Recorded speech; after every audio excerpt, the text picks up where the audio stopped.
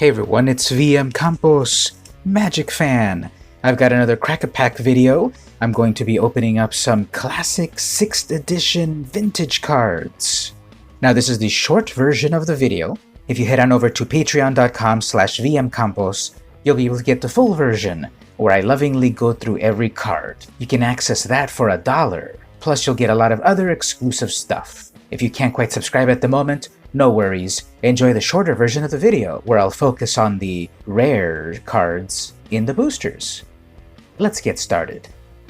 Alright, so Classic 6th edition was first published in 1999, basically at the end of my first Magic collecting lifetime. As you may know, I played from about 1995 to 1999, and gave it up for a long time until 2017, right after Hour of Devastation. So it's going to be a real blast from the past, opening these boosters again. They have the old card frames, the old templating, and this was when they changed a bunch of the rules that I had originally grown up with, and they were brand new in this set. So we've got this green foil cover, 15 additional cards. This is when they were also breaking things down in beginner, intermediate, and advanced levels of Magic play. And at the back, anything useful here. Magic the Gathering. In this strategy game, you play with decks of illustrated cards instead of a board. These collectible cards represent magical spells and fantastic creatures. If you haven't played Magic before, look for a starter level Magic the Gathering trading card game. And that's interesting how they kind of word that, but they're basically saying go to the starter versions, like the starter packs and such. Magic designed by Richard Garfield. Other information here, maybe a little hard to see in the camera. Contents, there's their PO box, etc. Okay, let's crack this open.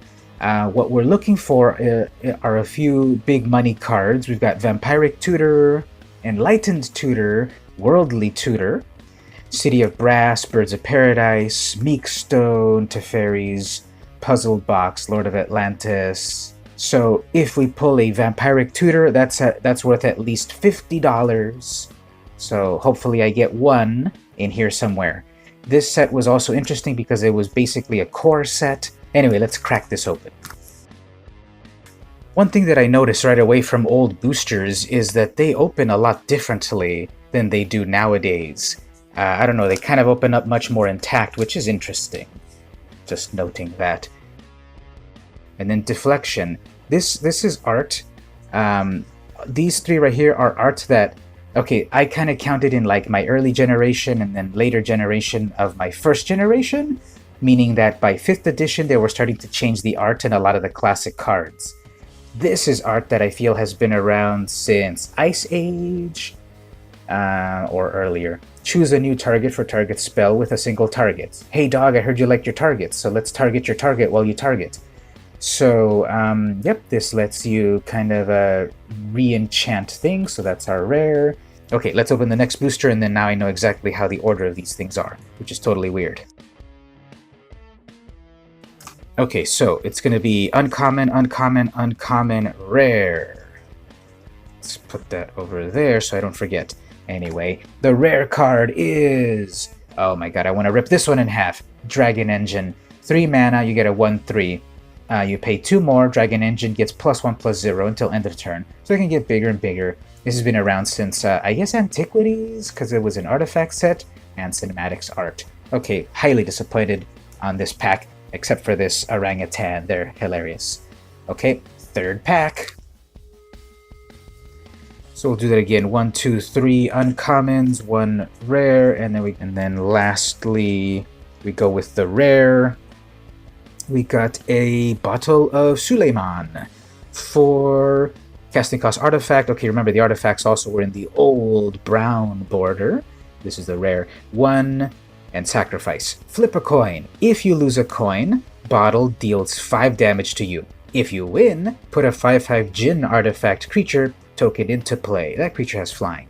So that's kind of cool. Half the time you get a 5/5 for 5 mana flyer, or the other half you get 5 damage. Pretty epic. Okay, well, those were my 3 boosters.